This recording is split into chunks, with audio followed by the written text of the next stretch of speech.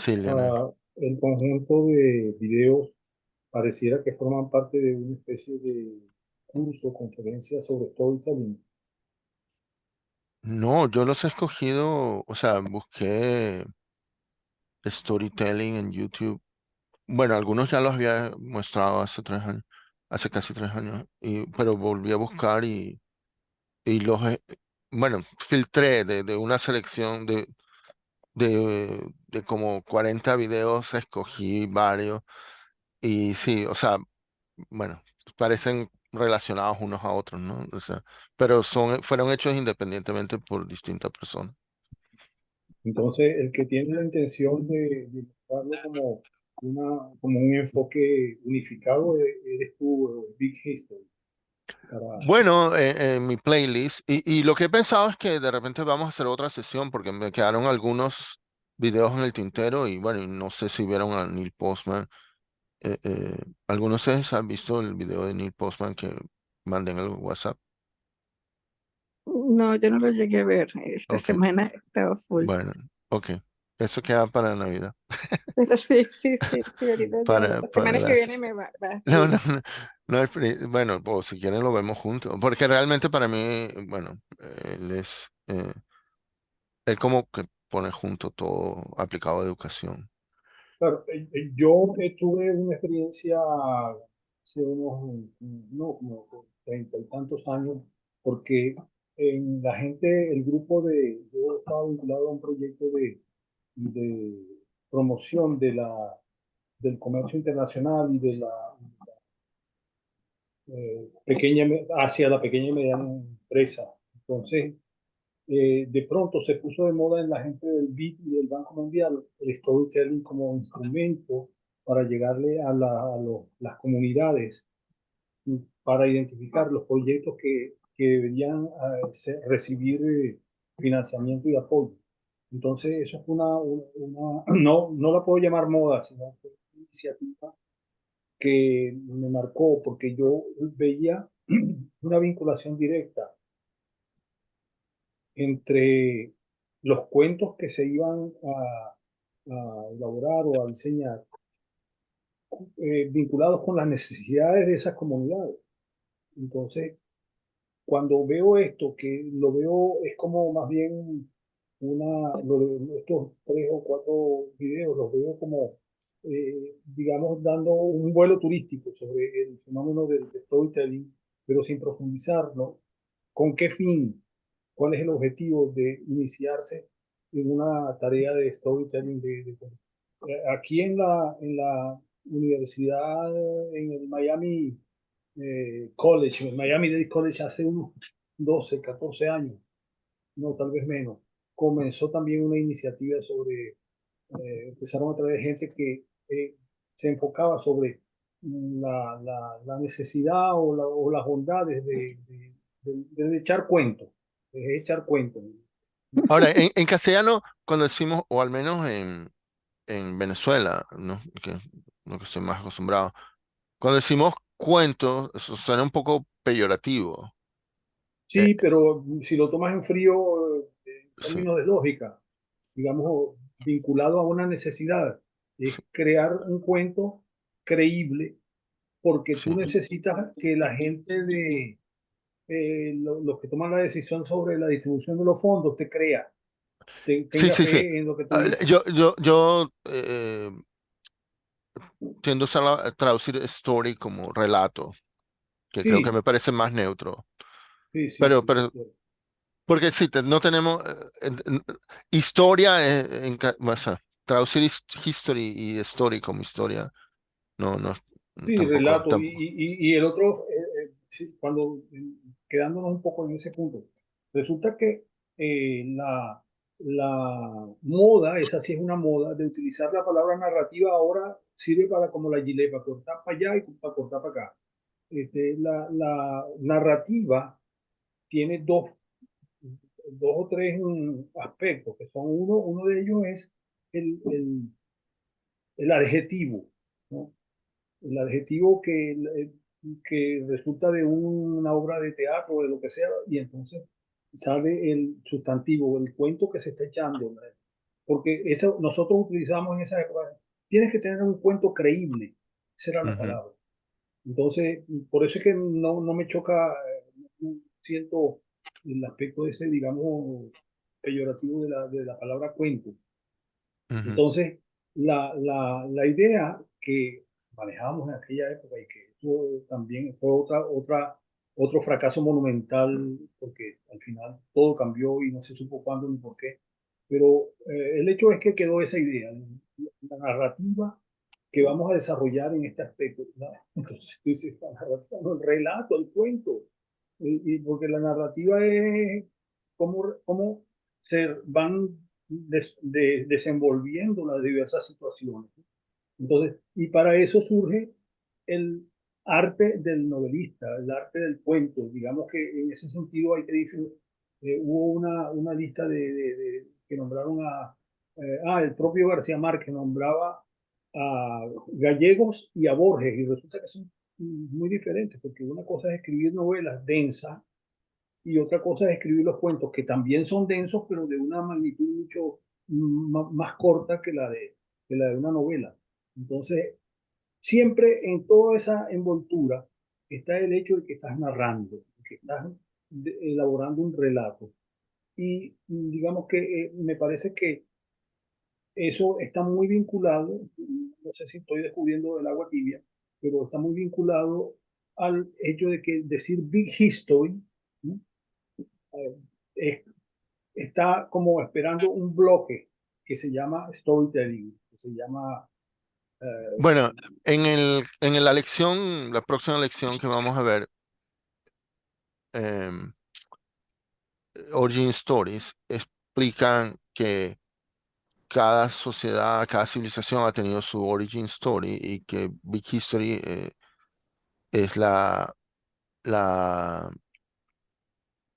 la versión, digamos, actual, basada en el concepto actual de los distintos científicos. Pero bueno, pero dentro de Big History, y eso ya en algún momento lo comentamos, bueno, la, eh, eh, la manera en que lo enseña el OER Project es basado en David Christian, los umbrales de complejidad, la narrativa de los umbrales de complejidad creciente. Y eso hay otros académicos de Big History que lo han criticado, pero bueno, ya conversaremos de eso.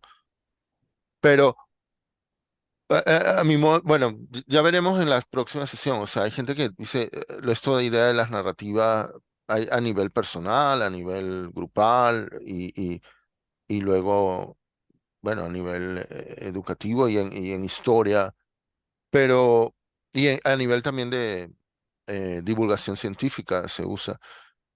Pero bueno, los últimos que mostré eran así como más de, los primeros que mostré eran más enfocados en literatura y los últimos que mostré eran más como eh, bueno, al menos dos que mostré eran como la gente de negocios, como, bueno, en marketing, ¿no? Tratan de buscar eh, Cómo venderte cómo algo. venderte algo, sí. Sí, O cómo hacer que votes por alguien. Bueno, Mm. sí, sí, campaña. El segundo video me gustó mucho más que el primero. ya, ¿te refieres al de la señora que contó varias cosas? Annette Simon se llama ella. Sí, La que dijo esto de la testosterona. Sí, los cuentos del Pentágono. Sí, ella contaba cuentos, mientras que los de Stanford, bueno, no contaban un cuento, sino hacía una exposición, pero bueno, no, pero, ese me gustó. Yo estoy hablando ahorita de estos últimos dos. El de la, ya, que te gustó más, perdón, te gustó más el este último último que me el gustó penúltimo, mucho más que el anterior, que no el sé, del Pentágono. para una persona bueno, que habla sobre storytelling, me parece que han podido integrar más justo lo del storytelling para hacer su punto. Eh, Bueno, bueno, pero bueno, como dicen en inglés, food for thought, o sea, da para pensar, sí, espero. pero me gustó mucho este último. Sí, de que siempre se repiten el mismo tipo de master plots y, eh, y bueno, y te hace pensar a ti, bueno, yo no, si yo no entro en esas narrativas, entonces yo no soy, there's something wrong, hay algo que no está bien conmigo. Y bueno, y sí, ya sé Bueno, lo que yo creo, bueno, ella decía, ponte tú en control. Bueno, yo creo que cada quien se puede crear su narrativa sí, sí. eh, y creo que es, Eso no está de acuerdo con mi narrativa. Un momentico. o sea, no, pero a lo que me refiero es a tu narrativa personal de Claro, claro, cómo claro. vas a ¿Cómo voy a desarrollarte reaccionar? Hay- profesionalmente sí, o qué aficiones seguir, o sea, claro, claro, eh, claro. eh, Sí, Hay una relación, digo, una mención del concepto de fe que realmente me llamó la atención porque yo he tenido muchas discusiones con amigos y con gente con la que me rodeo intelectualmente sobre el tema de la fe, que todos la confunden con la fe religiosa, la fe cristiana. Y yo, el ejemplo que pongo es, una vez yo venía bajando de la Simón Bolívar y venía corriendo duro. Y entonces bajé y en San Bernardino, dando la vuelta en la que en el momento era la redoma de San Bernardino, resulta que de pronto siento que la dirección del carro no me obedece. Y entonces me detuve y vi entonces se había roto un terminal del pendiente delantero.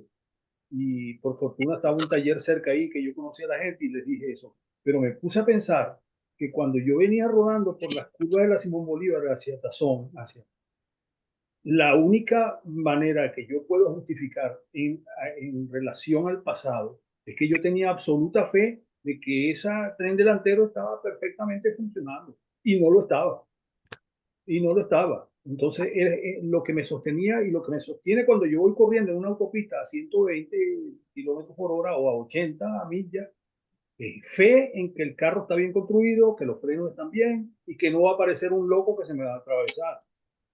Entonces, esa es una fe que yo distingo de la fe en la existencia de nuestro Señor Jesucristo, etcétera, etcétera. y ahí acabas de utilizar elementos de storytelling. Claro, claro, claro. estaba dudando si terminar más bien contándoles una anécdota mía como para cerrar la sesión y terminar el año, pero no sé. Eh, Cuéntala. yo no me acuerdo si esto ya lo he contado, de la mi primer día en el IS en Barcelona. El IS es el Instituto de Estudios Superiores de la Empresa, o sea, no es IESA, IESA es en Caracas, el IS, bueno, es en España, ahí en Madrid, en Barcelona, pero yo fui a Barcelona a estudiar allí. Les he contado de lo que me pasó en mi primer día allí. No recuerdo. No, Em, yo no lo sé. ok, bueno, primero, yo me inscribí en el doctorado, porque el primer año del doctorado, si tú no habías estudiado administración en pregrado, era lo mismo que el primer año del MBA, del máster en administración. Y entonces yo dije, bueno, eh, eh, y era más barato el doctorado. Y yo dije, bueno, me voy, inscribo en el doctorado y luego de un año decidiré si quiero, de verdad quiero hacer el doctorado o si me cambio al máster. Entonces, bueno, estoy hablando de 1993. Yo había recibido por correo folletos de, de la Escuela de Negocios. Y en las fotos todos aparecían con corbata y traje. Entonces llegamos en septiembre, a mediados de septiembre, Xiomara y yo, y le dije, bueno, vamos a visitarlo, o sea, antes de que fuera el primer día que había que ir. Y entonces para visitarlo yo me puse traje y corbata. Y cuando llegamos, o sea, eran los finales del verano y la gente estaba vestida informalmente. Eh, Entonces dije, esto de las fotos no era verdad. O sea, aquí la gente no se viste formal. Entonces, no hace falta que yo venga aquí encorbatado.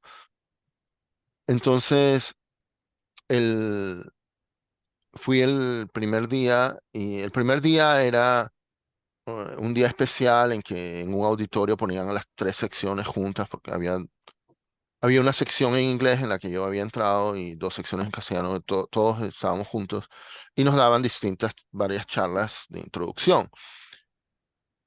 Ahora, en el doctorado nos habíamos inscrito dos, un brasileño y yo.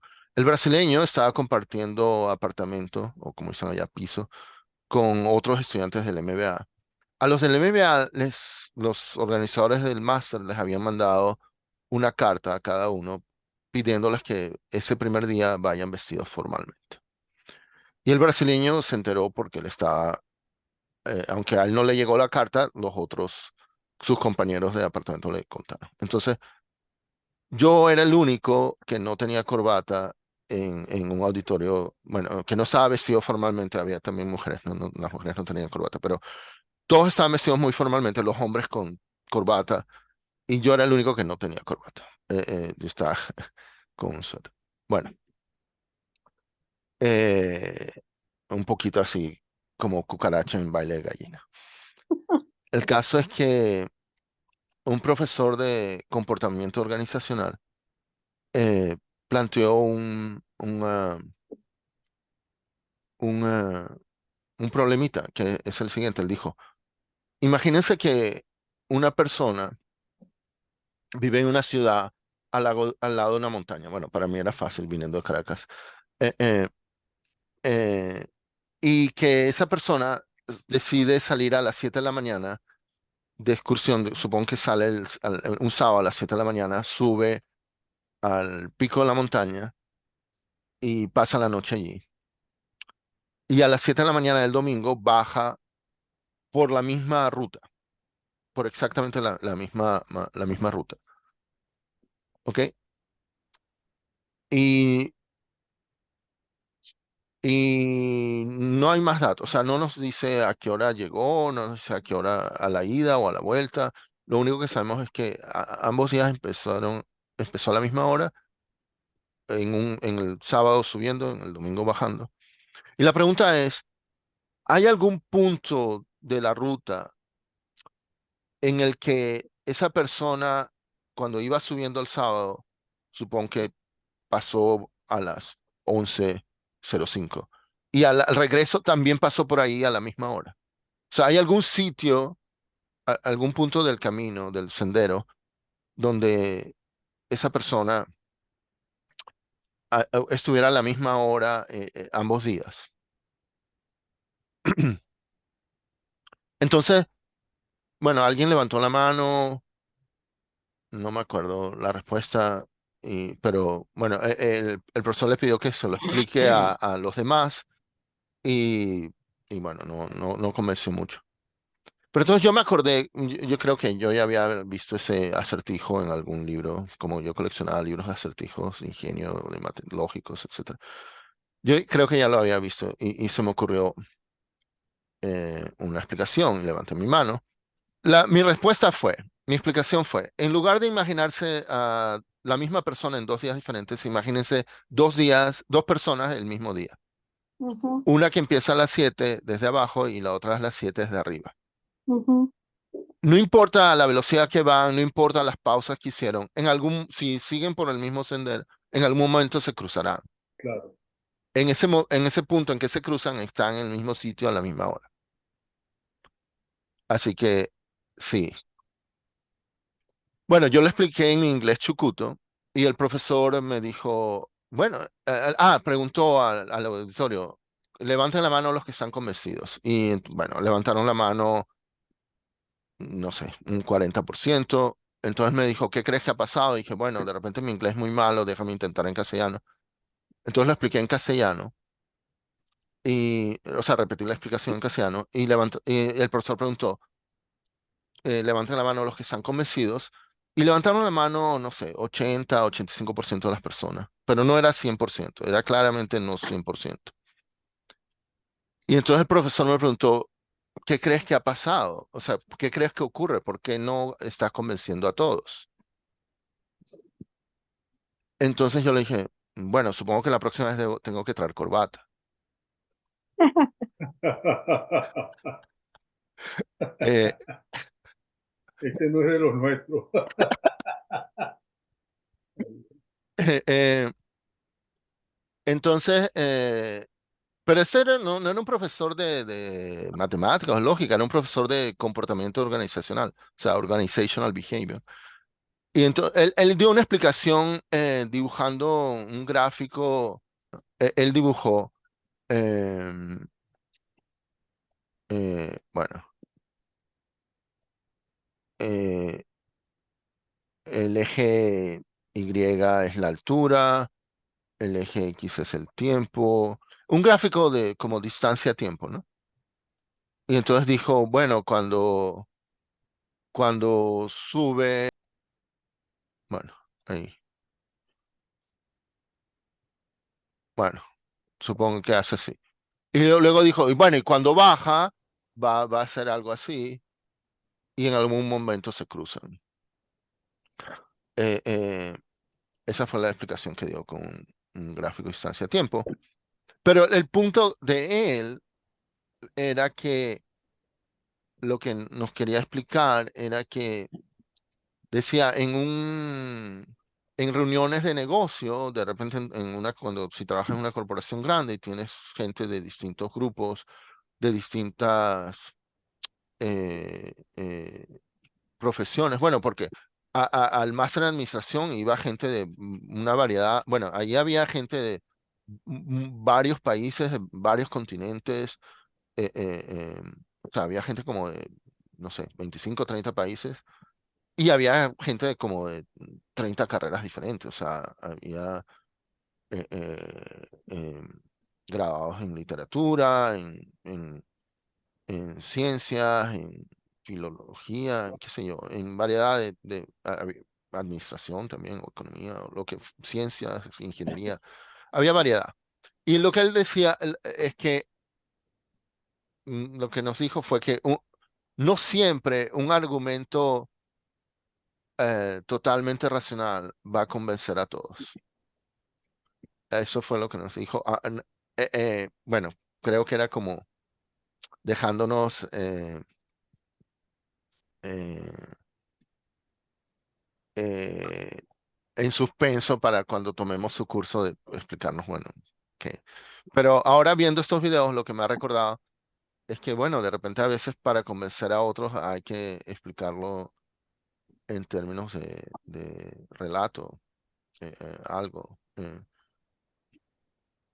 Eh, En fin, ese día recuerdo que a mí me llamó la atención, porque, o sea, yo, bueno, como mi entrenamiento, digamos, como matemático me hacía darme cuenta que decir dos personas es lo mismo, pero luego alguien intentó convencer a otro y de hecho le dijo, bueno, tú párate abajo en el auditorio, yo me paro arriba, ahora empezamos a caminar.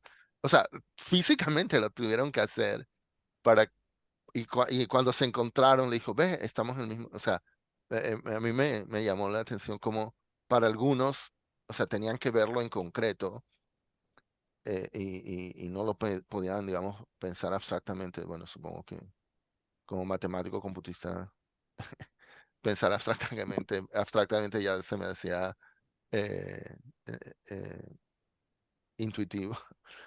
En fin, esa es mi anécdota, eh, y que incluye un acertijo. Eh, ok. Está bien. Sí, Para bueno. apelar a las emociones valen más que los hechos. Bueno, ahí decían eso. Ese fue un detalle también, una frase que vi en uno de los videos, creo que fue la de la señora del pelo caído, que los hechos importan menos que la ficción, o menos que, Que que los los relatos, sentimientos, perdón, que los... menos que los sentimientos, pero es que los sentimientos también son hechos, no se Bueno, pueden creo que a comparar. ella a lo que se refiere era a que si presentas un montón de gráficos con datos, o sea, con estadísticas, cuando ella dice data, creo que se refiere a presentar un montón de, qué sé yo, de datos gra- objetivos exteriores. sí, sí, sí.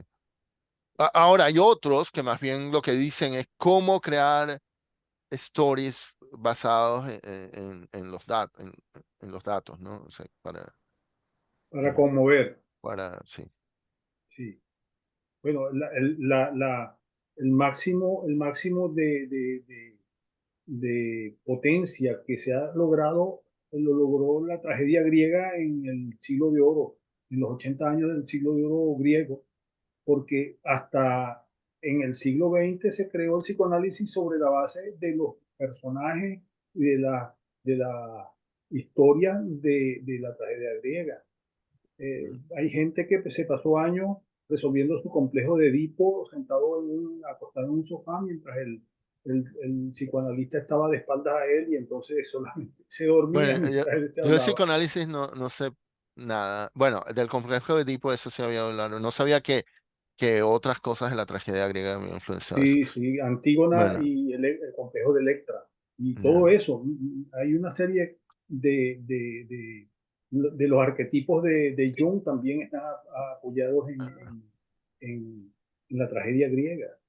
Y resulta que todo eso, cuando tú ves de qué se trataba, de narraciones ficticias de la época en que todavía se creía en los dioses, y entonces los dioses adoptaban formas humanas, y es una época, digamos, primitiva de la narración. Hay un punto en el que esa costumbre se corta cuando Platón dice qué mal servicio le han hecho a la humanidad ahora que de que las historias las escriben y no las cuentan. Sí, sí, Neil Postman menciona ese, sí, que ya van a perder el arte de la memoria, o sea, El porque arte de de la la memoria. mnemotecnia Eh, y tal. Ahora, yo no tengo claro entre los psicólogos, o sea, qué tan, si Freud sigue teniendo, bueno, lo digamos, primero que hay que tener el claro peso es que tenía hace, qué sé yo, 50 años. No tengo tienen un claro. peso dado por su narrativa, tienen un peso dado logrado por su narrativa, pero no porque sea ciencia, porque ellos se llenaron la boca. Esos son dos aspectos del conocimiento o ¿cómo se puede decir ahí? De la actividad intelectual humana. El marxismo se autotitulaba de socialismo científico y el psicoanálisis se autotitulaba de psicología científica, psicología profunda científica. Y todas las ramificaciones de ellos se llenan la boca diciendo que son ciencia, pero cuando tú le aplicas el teorema de Goldman, son Bueno, bueno, cuentos vacíos. ahí yo le creo a Karl Popper, que Karl Popper dice que más bien su idea de la, ¿cómo se dice en castellano? Hay que la negatividad. Falsibilidad.